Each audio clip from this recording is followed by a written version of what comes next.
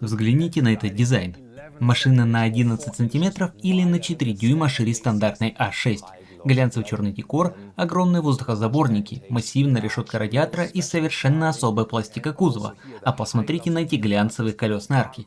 Настоящая RS6, правда? И прямо как у RS5, экстремально широкий обвес. В эти расширители кузова можно едва ли не руку засунуть. Плюс 21-дюймовые колесные диски. Вот только это вовсе не RS6. И перед нами абсолютно новый Audi A6 Allroad. И да, когда я впервые увидел этот автомобиль, у меня была ровно та же мысль. Это точно новый RS6. Но на самом деле нет. Почему этот Audi A6 Allroad выглядит именно так и какую ставку инженера делают на эту модель, я расскажу вам прямо сейчас. С вами Томас на канале Авточувство, и мы начинаем наш подробный обзор в 4К на весь экран и без купюр. Поехали знакомиться с новым Audi A6 Allroad. Популярный кросс-универсал триумфально возвращается. Если вы ищете идеальный компромисс между классическим универсалом и кроссовером, вот он перед вами. Сейчас хочу обратить ваше внимание на две вещи. Во-первых, автомобиль находится в режиме Dynamic. Это значит, что в таком режиме подвеска становится ниже на 20 мм. То же самое происходит автоматически на трассе, когда вы разгоняетесь быстрее 120 км в час. Это сделано ради лучшей аэродинамики и топливной эффективности. Во-вторых, перед нами стандартный обвес.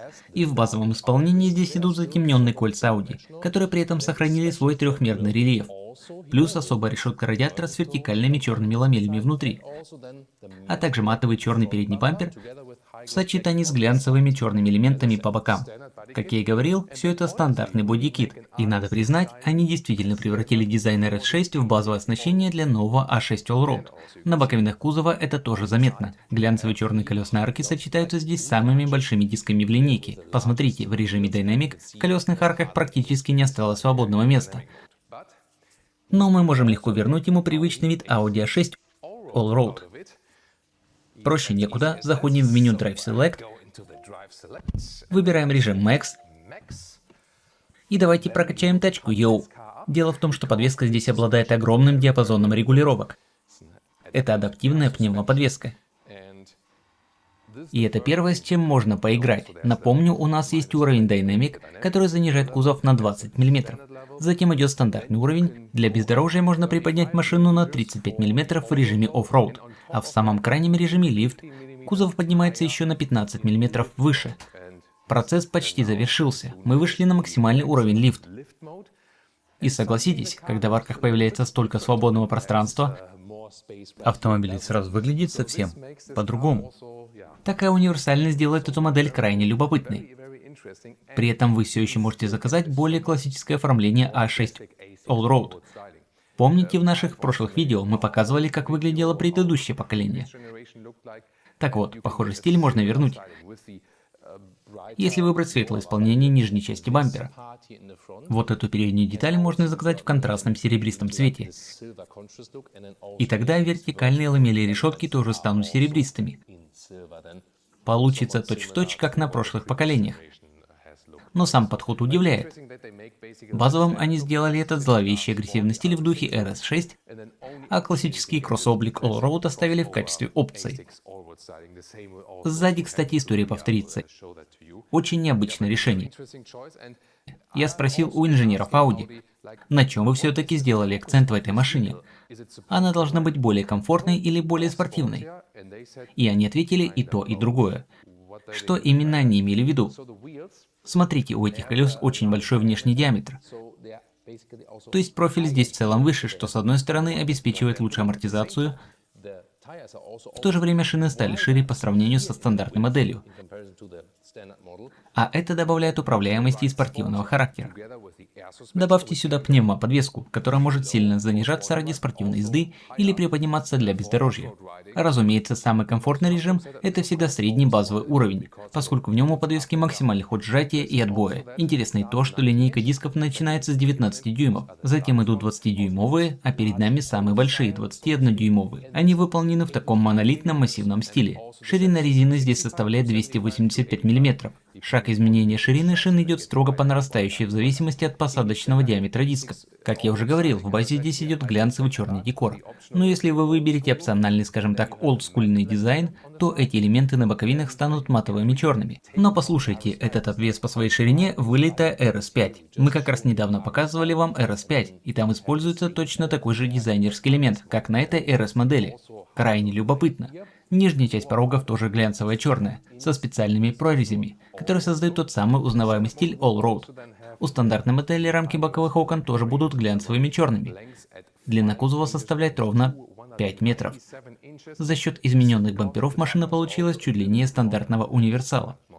Этот автомобиль оснащается системой полного привода Quattro Ultra, по крайней мере в Европе.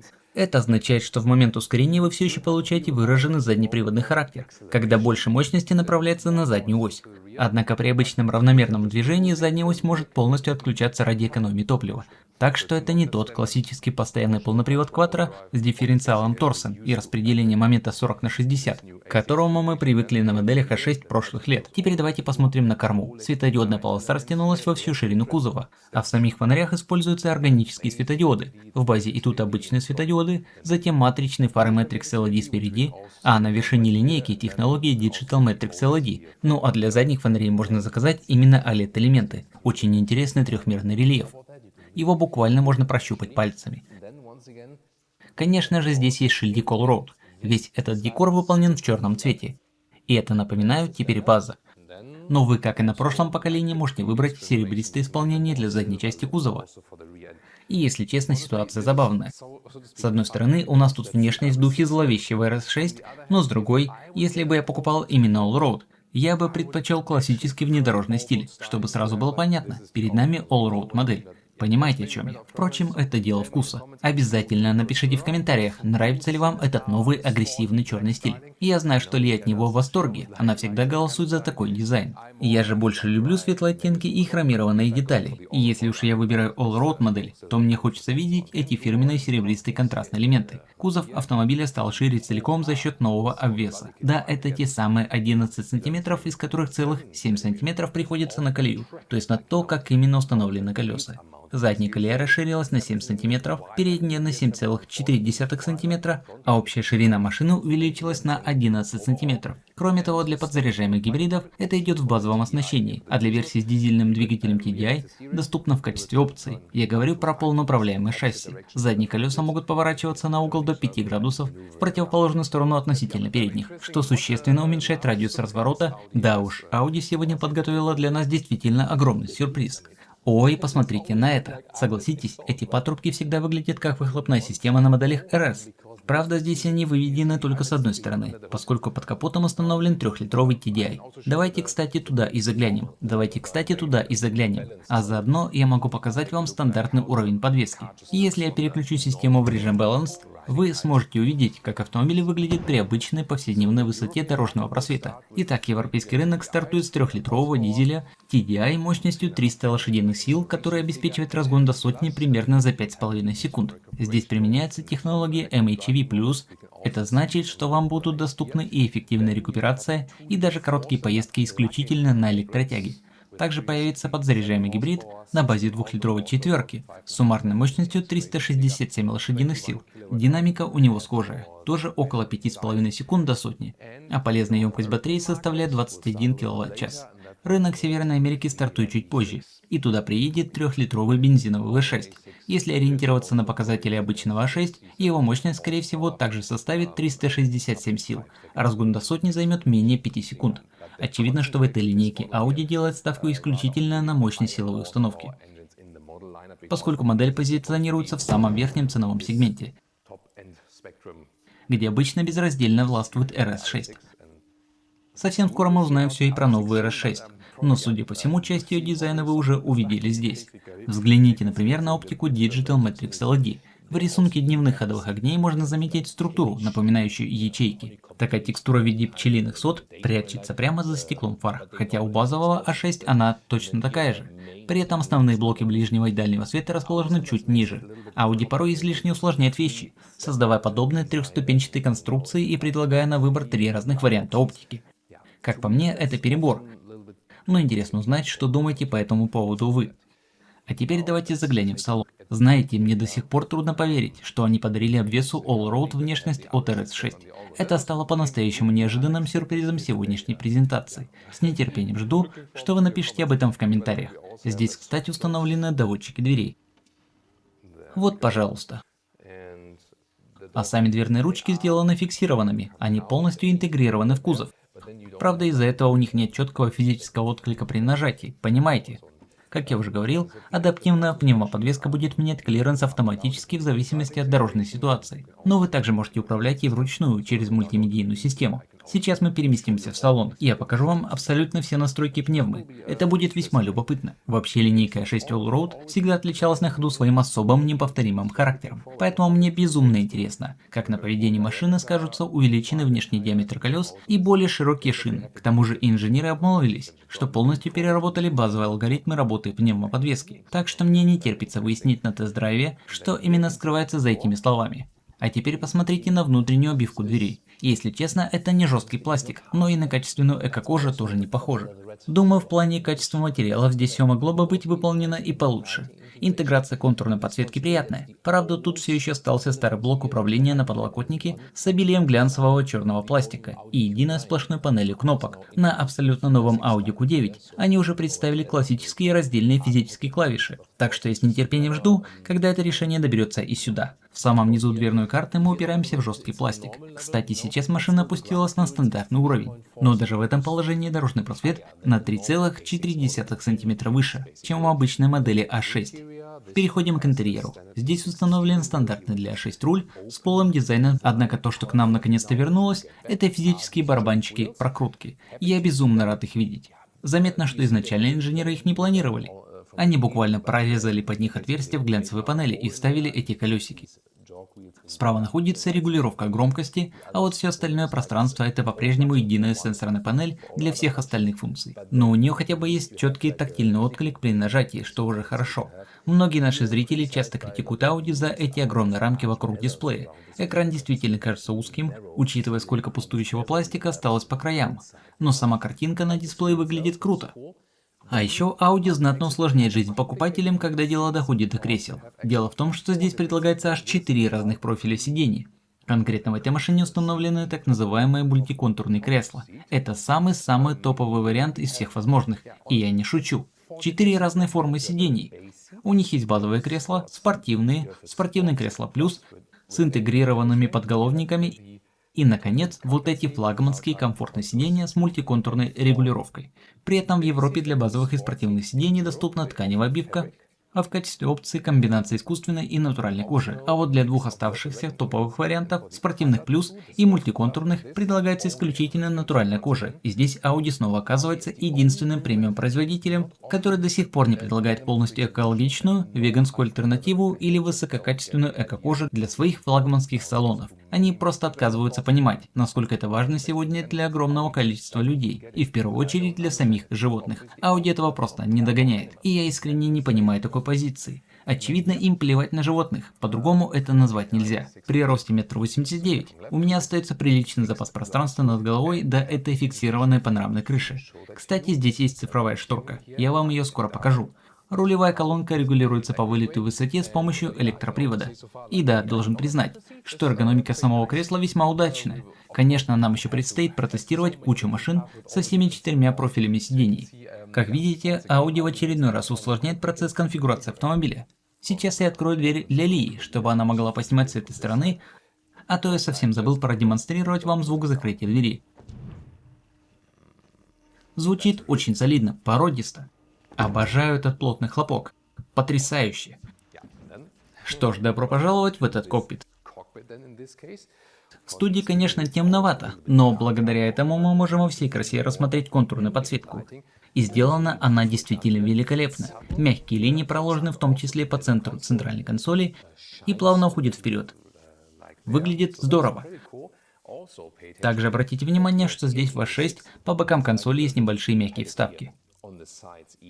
Правда, коленями вы, скорее всего, будете упираться чуть выше. прямо в жесткий пластик. Но есть и приятный момент, здесь использовано матовое дерево, за что отдельное спасибо. Жаль только, что остальная часть центральной панели глянцевая черная. Я бы предпочел, чтобы матовое дерево шло по всей длине. В подстаканнике классно интегрирована подсветка, а фирменный дизайн с 4 точками мне очень нравится. Кстати, вот так выглядит ключ. Забавно, что ключи Audi всегда идеально ложатся в подстаканник. Это у них такая фишка еще с незапамятных времен. Здесь все еще есть аналоговая крутилка громкости. Физический регулятор. Чуть дальше 2 разъема USB-C. Площадка для беспроводной зарядки смартфона оснащена вентиляцией, а прямо перед пассажиром расположен отдельный дисплей. Разумеется, для мультимедиа доступны разные опции. Но это монохромное оформление интерфейса мне совсем не нравится. Думаю, им нужно серьезно поработать над визуальным стилем меню, а также над... Так, давайте посмотрим. Оформление в стиле классических моделей Audi Tradition. Попробуем активировать. Перейдите к оплате. Серьезно. Вы можете продолжить покупки в приложении My Audi. Да уж, в этом все и дело. За эту графическую тему оформления приборной панели вам придется доплачивать отдельно. И это, мягко говоря, за гранью добра и зла для автомобиля стоимостью под 100 тысяч евро. Теперь взглянем на саму цифровую панель приборов. Она выполнена в едином стиле черной панели, но опять же рамки по краям здесь просто огромные. Еще одна проблема нового интерфейса заключается в том, что мне не очень удобно тянуться к блоку управления климат-контролем. Ну, то есть здесь все не так уж ужасно, но вам постоянно приходится выворачивать кисть вот так, понимаете? И ваши пальцы должны обладать завидной гибкостью, потому что если просто положить руку, то длины пальцев банально не хватает, чтобы дотянуться. По задумке разработчиков вы должны опереться ладонью на подставку и только потом нажимать. Но с точки зрения чистой эргономики это сомнительное решение. Зато сама визуализация в мультимедийной системе сделана действительно круто. Скоро я покажу вам ее во всех деталях. Графика выглядит очень эффектно. Кроме того, чуть позже мы подробно разберем различные внедорожные режимы движения. Идем дальше. Центральный подлокотник. Он достаточно мягкий, локтю комфортно. Его можно отрегулировать по высоте, фиксируется он плотно и надежно. Внутри есть немного места для мелочевки, а что у нас слева? Для левого локтя на дверной карте пластик, честно говоря, мог бы быть и помягче. А вот это самая панорамная крыша. Посмотрите, как работает цифровая шторка. Ее можно полностью убрать или активировать обратно. На то, сколько тепла проникает в салон, это никак не влияет. А термальный фильтр встроен сюда уже в базе. И это действительно важный нюанс. О, как атмосферно. Обратите внимание на контурную подсветку спереди. Мне кажется, в этом плане они начинают немного двигаться в сторону Mercedes. Вам не кажется? Вот я меняю температуру климат-контроля, и подсветка должна загореться красным. Ну-ка, проверим. А, вот на двери. Прямо на дверной карте. Далее я заметила это чуть раньше. Подсветка действительно становится красной. Сейчас посмотрю, видно ли это с моей стороны. Да, у меня тоже сработало. Передаем пламенный привет компании Mercedes. Да-да, Audi шлет привет своим коллегам из Штутгарта с помощью этой фишки. Думаю, ее можно отключить при желании, но вообще забавно поиграть со световыми эффектами. А теперь оценим вид с места водителя. На руле у нас плоские двухмерные кольца Audi, их рельеф совсем не прощупывается. Надеюсь, скоро они вернут прежний объемный логотип. Переходим к приборной панели, и ура, у нас есть шкала тахометра даже в стандартном режиме отображения. Представляете, ее нет даже в новой RS5, а здесь есть. Очень любопытно. Режимы отображения можно немного пощелкать вот так, плюс здесь есть проекционный дисплей, на который выводится даже индикатор угла крена кузова. Крайне интересная деталь. Теперь перейдем к основному экрану мультимедиа. Как я уже говорил, меню Drive Select можно активировать в нижней части дисплея. Графика здесь выглядит максимально эффектно. Сначала выберем режим Balanced, это наш стандартный пресет. Затем режим Dynamic, в нем кузов опускается чуть ниже на 20 мм. Переключать режимы можно и через быструю иконку слева. Нажимаем, и машина идет вниз. Ох, странное ощущение внутри. Специфическое чувство. Кузов поднимается и опускается прямо как на маленьких американских горках в замедленной съемке. А теперь, если нажать на режим Max, система автоматически перескакивает в профиль Off-Road. А это по сути комбинация внедорожного режима и максимального подъема лифт.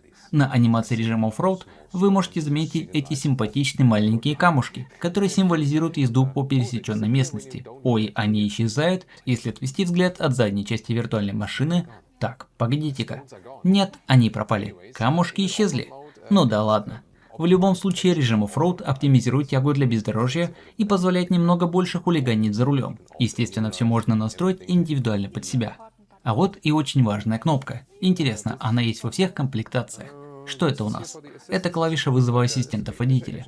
Лия очень вовремя обратила на нее внимание. Нажимаем на нее и сразу попадаем в меню помощников, где можно легко и быстро отключить некоторые системы.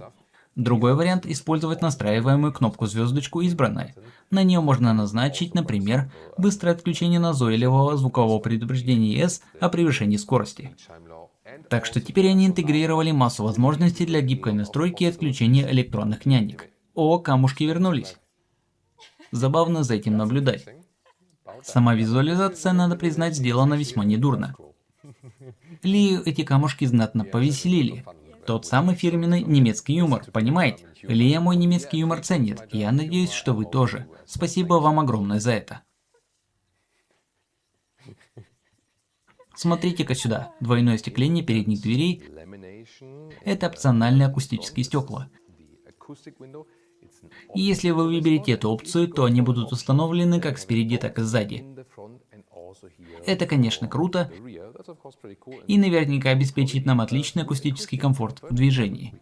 А теперь давайте проверим задний ряд. Я как раз присяду. Займите свое место, юный Скайуокер. Присяду сам за собой. Ну, вы поняли, о чем я. Так, ну что сказать. Запаса для ног почти не осталось. И это в супер длинном автомобиле. Конечно, в плане эффективности использования пространства это разочарование, однозначно.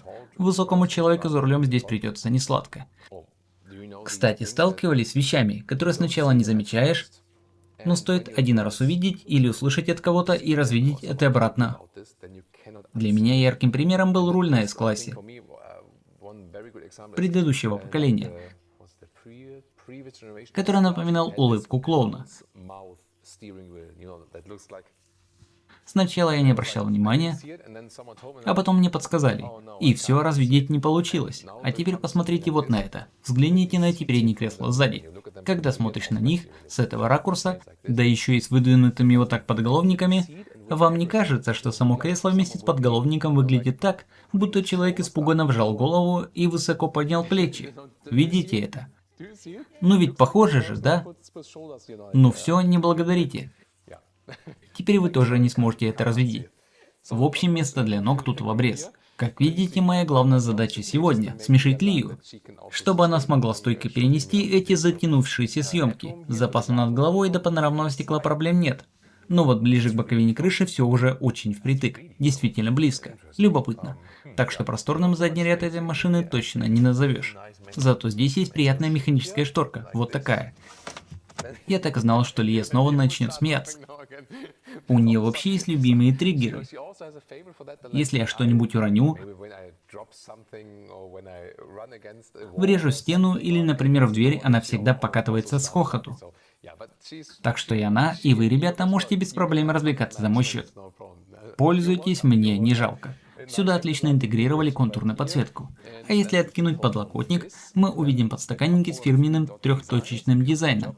Прекрасная работа сделана на совесть. Обожаю, когда подстаканники спроектированы грамотно. Также здесь есть лючок для лыж, вот он.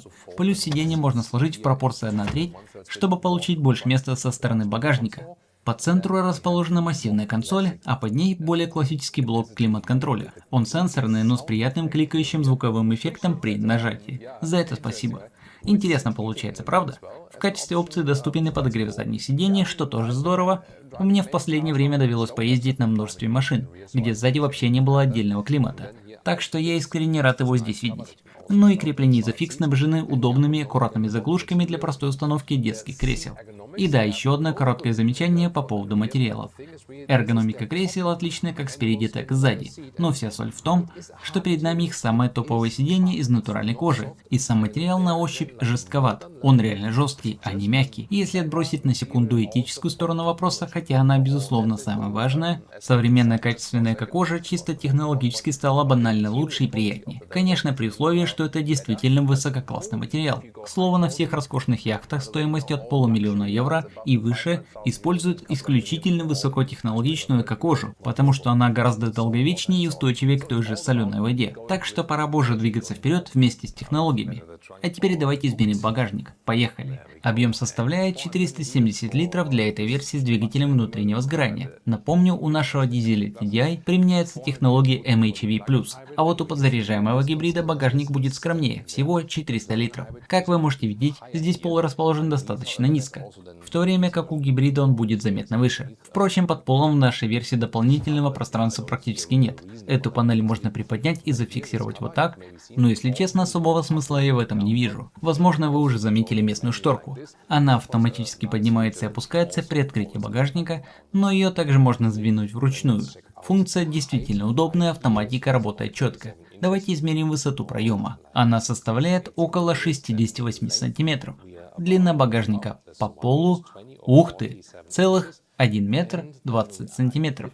А ширина в самом узком месте чуть больше метра. Мы можем сложить спинки задних сидений прямо отсюда с помощью удобных рычажков дистанционного привода справа и слева. Отличная вещь. Теперь замерим максимальную погрузочную длину до спинки переднего кресла. Получается ровно 2 метра. И напоследок о ценах на совершенно новый Audi RS6.